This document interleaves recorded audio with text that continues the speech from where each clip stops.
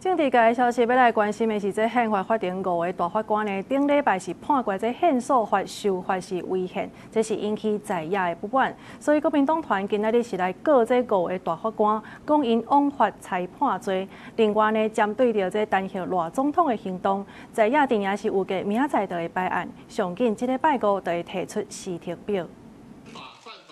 知法犯法，判决无效。无认同宪法法庭5位大法官判宪诉法修法违宪失效，立法院国民党团日到北检对大法官谢明阳、卢泰龙、蔡彩金、陈良武、尤必祥提枉法裁判罪告诉。就算你不根据新的宪诉法10人的标准，原来的宪诉法也必须要遵守现有总额的2/3。 才能够开会来议决、告发、检举这5位违法滥权的5位大法官。蓝白不要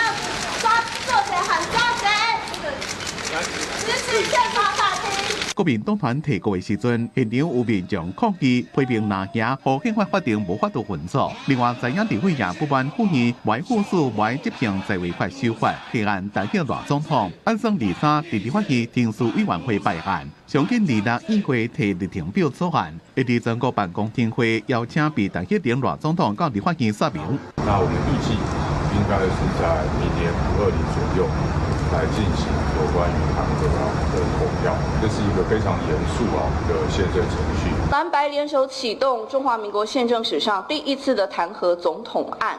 而他们心知肚明，他们在国会并没有足够达到2/3的席次，所以这是空抛弹的弹劾，这是虚张声势的政治动作。民进党立委反击讲，若被申诉无法度和弹劾案成立，只是想要用弹劾停诉，和赖总统接受立委的紧问急答，朝野一直互相过招，对立的情势愈来愈悬。记者综合报道。